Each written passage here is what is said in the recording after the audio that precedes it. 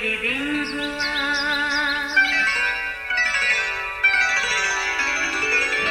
نیا پھر دن ہوا، پرانی رات کا کرے سو شکر ہم خدا کی ذات کا، خدا کی ذات کا نیا پھر دن ہوا۔ آج کی آیت، کیا تم نہیں جانتے کہ تم خدا کا مقدس ہو اور خدا کا روح تم میں بسا ہے؟ اگر کوئی خدا کے مقدس کو برباد کرے گا تو خدا اس کو برباد کرے گا، کیونکہ خدا کا مقدس پاک ہے اور وہ تم ہو۔ پہلا کرنتھیوں 3:16 اور 17 آیت۔ عزیزو، ایک لڑکی انتہائی حساس طبیعت کی مالک تھی۔ کائنات ہمیشہ اس کی سوچوں کا محور رہی۔ بدلتی رتیں، بہتے دریا، وسیع سمندر، پتھروں سے پھوٹتے ٹھنڈے چشمے، بلند و بالا پہاڑ وغیرہ، یہ سب کچھ اس کو حیران اور پریشان کرتے۔ وہ بس اسی سوال میں الجھی رہتی، آخر یہ سب کچھ کیسے وجود میں آیا؟ ان کا کوئی بنانے والا تو ہوگا، یا یہ سب کچھ حادثاتی طور پر یا اتفاقیہ وجود میں آئے ہیں؟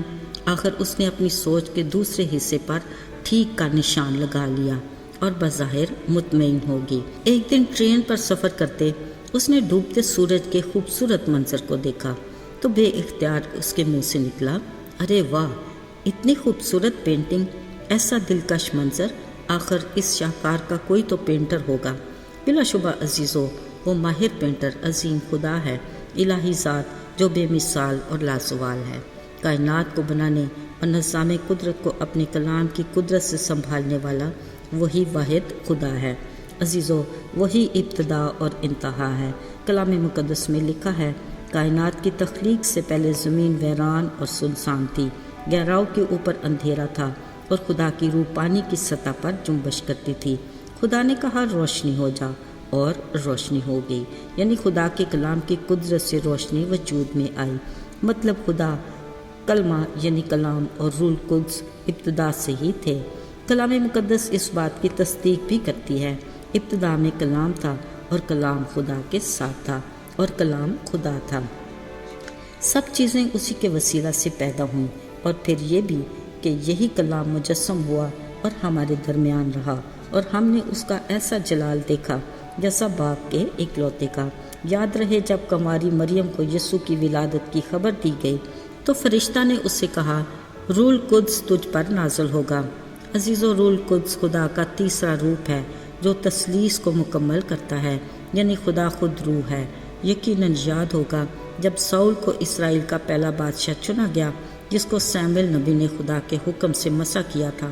کلام مقدس میں لکھا ہے، جب تک وہ فرمانبردار رہا خدا اس کے ساتھ تھا، مگر ایک وقت ایسا آیا جب اس نے خدا کی نافرمانی کی تو لکھا ہے کہ خدا نے اسے اس کی مرضی پر چھوڑ دیا، یعنی خدا کی روح اس سے جدا ہو گئی اور ایک بری روح اسے ستانے لگی۔ یاد رہے جب تک خدا کی روح ساؤل بادشاہ کی مددگار تھی، وہ قوت میں تھا اور ہمیشہ کامیاب رہا، مگر جیسے ہی خدا کی روح اس سے جدا ہوئی، حسد، غصہ، نفرت جیسی چیزیں اس کی فطرت میں شامل ہو گئیں، جس کے باعث اس نے داؤد کو کئی بار مارنے کی کوشش کی۔ اگرچہ جب داؤد اس کے لیے ساز بجاتا تھا تو وہ پرسکون بھی ہو جاتا تھا، مگر چونکہ داؤد بھی خدا کا ممسوح تھا جس کو ساموئیل نبی نے ہی مسح کیا، وہ مستقبل میں بنی اسرائیل کا بادشاہ تھا۔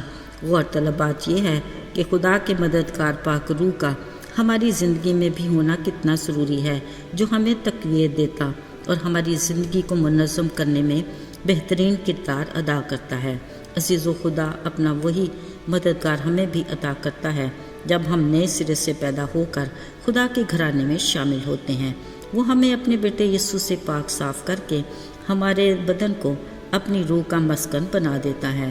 اس کی موجودگی سے ہم میں روح کا پھل ظاہر ہوتا ہے، جو اس بات کی گواہی ہے کہ ہم خدا کے لوگ ہیں۔ مطلب انہی پھلوں سے ہماری پہچان ہوتی ہے۔ جب ہمارے اخلاق، کردار، باتوں اور کاموں سے خدا کی محبت نظر آئے گی تو ہم خوش ہوں گے، ہمارا دوسروں کے ساتھ مہربانی کا رویہ ہوگا، ہم حلیمی سے پیش آئیں گے اور تحمل سے ہر بات کو برداشت بھی کریں گے، ایمان میں مضبوط ہوں گے اور پرہیزگاری سے زندگی گزاریں گے۔ عزیزوں، ہمیں مددگار پاک روح کے لیے خدا کا شکر گزار ہونا ہے تاکہ ہماری زندگی اس کی مرضی کے مطابق اور اس کے نام کے جلال سے گزرے۔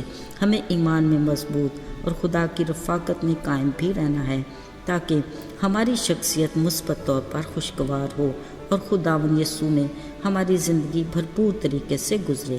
یاد رہے، جہاں خدا کا روح ہوگا وہاں منفی سوچوں کی گنجائش نہیں۔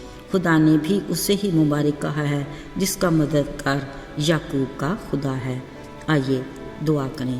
اے ہمارے آسمانی باپ، تو جو ابتدا اور انتہا ہے، آج اور کل بھی بلکہ اب تک یکساں خدا ہے، ہم ہر پل تیرے فضل کے طلبگار ہیں۔ اے خدا، ہمیں اپنے میں مضبوطی عطا کر اور اپنے پروں کے سائے میں محفوظ رکھ۔ یسوع کے مبارک اور بابرکت نام میں مانگ لیتے ہیں اور پاتے ہیں، آمین۔